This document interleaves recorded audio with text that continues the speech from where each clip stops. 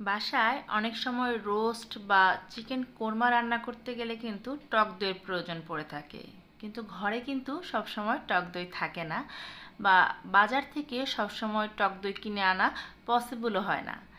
আজকে আমি আপনাদেরকে করে দেখাবো ইনস্ট্যান্ট ঘরে তৈরি টক দই, তাও আবার 2 মিনিটে।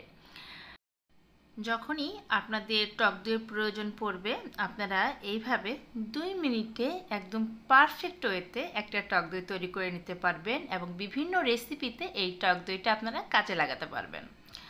টক দই তৈরি করার জন্য এখানে একটি হাঁড়িতে আমি 1 লিটার ফুল ক্রিম গরুর দুধ গরম করে নিয়েছি। সবচেয়ে ভালো হয় আপনারা যদি গরুর দুধটা দিয়ে টক দইটা তৈরি করেন, তাহলে টক দইটা একদম পারফেক্টভাবে পড়ে। আর যদি মনে করেন যে হাতের কাছে গরুর দুধ নেই, সেই ক্ষেত্রে আপনারা কিন্তু পাউডার মিল্ক দিয়েও এই টক দইটা তৈরি করে নিতে পারেন। আপনারা 1 কাপ পাউডার মিল্ক সাথে 1 কাপ জল দিয়ে ভালো করে গুলে তারপর এটাকে চুলায় খুব ভালো করে জাল দিয়ে নেবেন।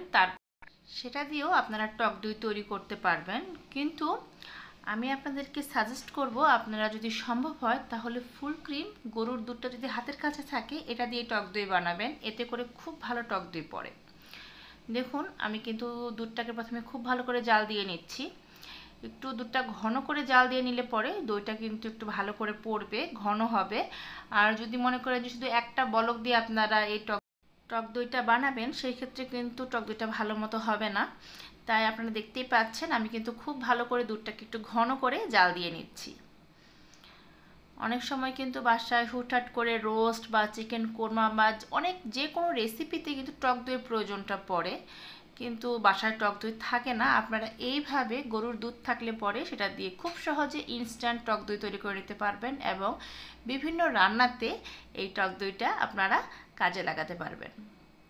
দেখুন, আমি দুধটাকে কিন্তু খুব ভালো করে জাল দিয়ে নিয়েছি। প্রায় 10 মিনিটের মতো দুধটাকে আমি জাল দিয়ে নিয়েছি।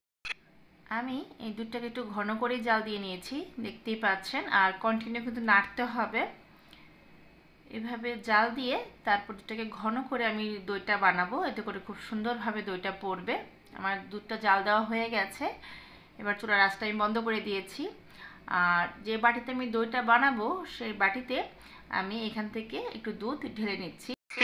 আমি কিন্তু গরম অবস্থাতেই দুধটাকে বাটিতে ঢেলে নিচ্ছি। আপনারা গরম অবস্থাতেই দুধটাকে ঢেলে নেবেন যে বাটিতে দইটা বানাবেন, কারণ এটাকে ঠান্ডা করা যাবে না। ঠান্ডা করলে কিন্তু দইটা পড়বে না। এবার এই দুধটার মধ্যে আমি এখানে লেবু স্লাইস করে কেটে নিয়েছি।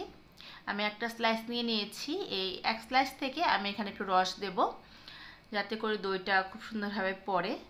আমি আবার রিপিট করছি, সেটা হচ্ছে দুধটা কিন্তু গরম অবস্থাতেই এই লেবুর রসটা আপনাদের দিতে হবে। যদি দুধটা ঠান্ডা করে লেবুর রসটা দেন, সেই ক্ষেত্রে কিন্তু দইটা জমবে না।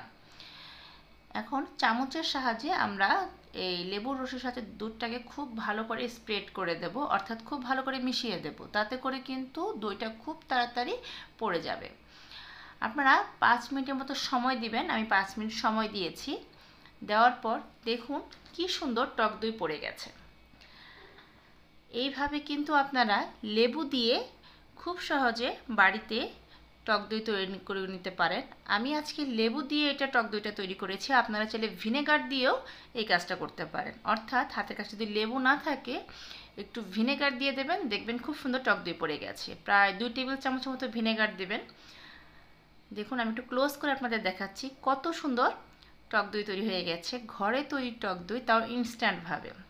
এখন যে কোনো রান্নায় আপনাদের যদি টক দইয়ের প্রয়োজন পড়ে, বাজার থেকে আর কিনতে হবে না। আপনারা বাসায় খুব সহজে এইভাবে চটজলদি টক দই তৈরি করে নিতে পারবেন এবং খুব সহজে বিভিন্ন ধরনের আইটেমে আপনারা রেসিপিতে কাজে লাগাতে পারবেন। ফিরবে আরেকটি নতুন রেসিপি নিয়ে। সেই পর্যন্ত সবাই ভালো থাকবেন।